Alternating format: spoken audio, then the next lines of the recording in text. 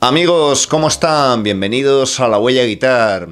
Se nos va acabando ya este año, así que no queremos perder la oportunidad, antes de que el año finalice, de recordar algunos grandísimos aniversarios que se han cumplido, como por ejemplo la publicación hace ya 40 años de uno de los mejores discos en directo de la historia, Life After Death, de Iron Maiden.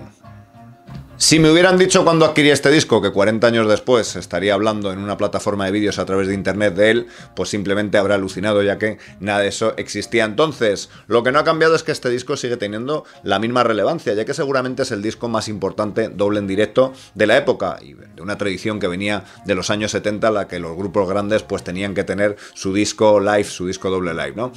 A partir de 1985 ya nada sería igual y empezaría una lenta decadencia en este tipo de discos que ya no tendrían la misma relevancia.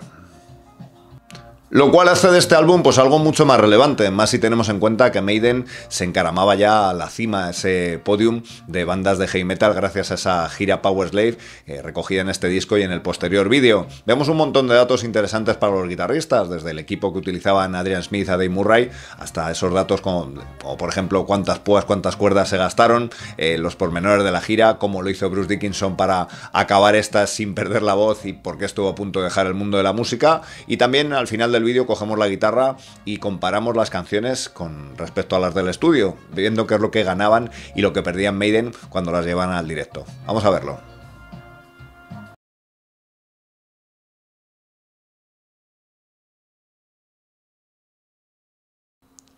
Antes de recordar algunos de los datos que el propio disco nos presentaba en su interior, pues eso, recordar que Maiden presentaba su disco Powerslave por todo el mundo, en una gira que les llevaría durante 322 días a 24 países, 193 conciertos, muchos de ellos muy seguidos, luego hablaremos de ellos por el tema sobre todo de Bruce Dickinson y de su voz, y desde luego una gira mastodóntica que el grupo pues se encargaría de recoger grabando este álbum. Llama mucho la atención ver ahora que evidentemente tocaron en países, en continentes enteros, ¿no? Como Estados Unidos, Canadá, Australia, Japón, pero sin embargo dejaron otros que ahora son plazas muy habituales para grupos de rock, ¿no? Hablamos de algunos países de Oriente o evidentemente Centro y Sudamérica. Solo tocaron en el Rock in Rio de Brasil, y recordar también que por ejemplo en Europa, en España, tocaron en Donosti, en Madrid y en Barcelona, ¿no? Que eran las tres típicas plazas, ¿no? Recuerdo que los teloneros en Donosti fueron Ángeles del Infierno y también en la gira les acompañaron los alemanes Accept.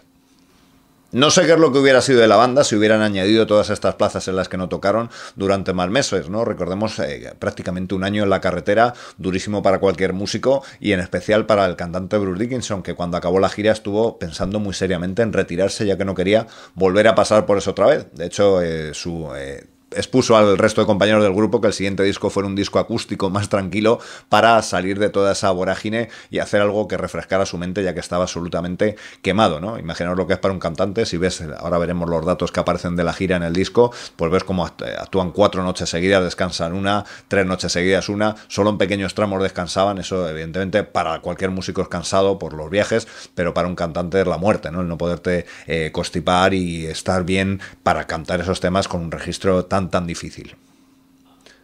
Para la grabación del disco, el propio productor de Maiden, Martin Birch, dice en las notas del álbum que prefería hacerlo en grandes recintos que tuvieran más medios y en los que el grupo fuera a tocar varias noches. Esa es la razón por la que el disco está grabado en el Long Beach Arena de Los Ángeles y en el Hammersmith Odeon de Londres. La verdad es que de las 4 caras que tiene el disco, 3 se grabaron en Los Ángeles y solo la última en ese Hammersmith, ¿no? Y en la versión que saldría después en vídeo, en cinta VHS, pues encontraríamos que quitaron toda esa última cara, esas últimas canciones, ya que parece ser que la luz no era buena en el escenario del Hammersmith, así que lo que podemos ver ahí era simplemente ese concierto en el Long Beach Arena de Los Ángeles.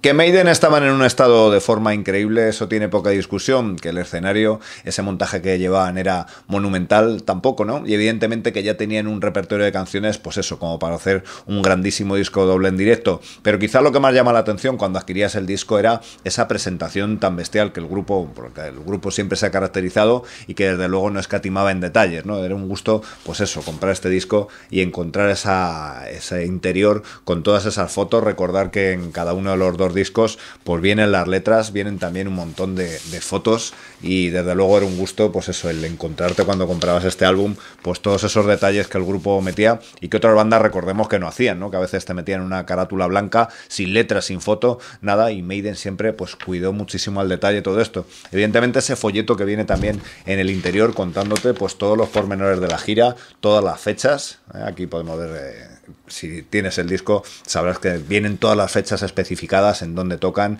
en qué estadio, en qué días, todo, y por supuesto esos datos de los que ahora hablaremos, muchos de ellos tienen que ver con los guitarristas también, y con todo ese equipo, y con todos esos anécdotas, todos esos datos, ¿no? Que aparecen contándonos pues cómo fue toda esa gira, muy detallado, algo que ningún otro grupo desde luego ofrece y que hace de este disco todavía algo más especial.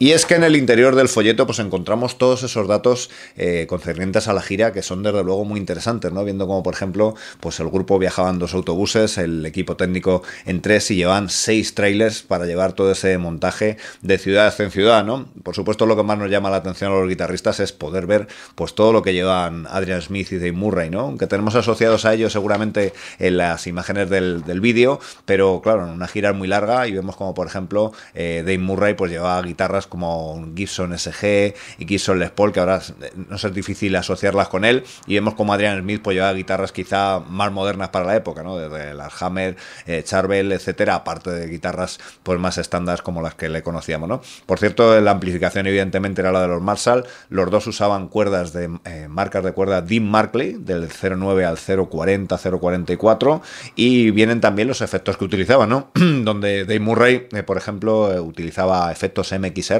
en prácticamente para todo, para distorsiones, para el chorus, phaser, etcétera, y en cambio Adrian Smith usaba efectos Boss, aunque sin embargo nos quedamos sin saber qué distorsión llevaba, ¿no? Qué distorsión combinaba con su amplificador, ya que no viene especificada, ¿no? Pero desde luego verlo ahora es bastante llamativo. No nos dejamos por supuesto esas cifras de toda la gira, en la que gastaron más de 3.000 púas, según los datos que nos ponen, y casi 6.500 cuerdas, ¿no? Imaginaros, aunque también nos hacían saber en el folleto que se gastaron hasta 50.000 latas de cerveza y 30.000 de refrescos.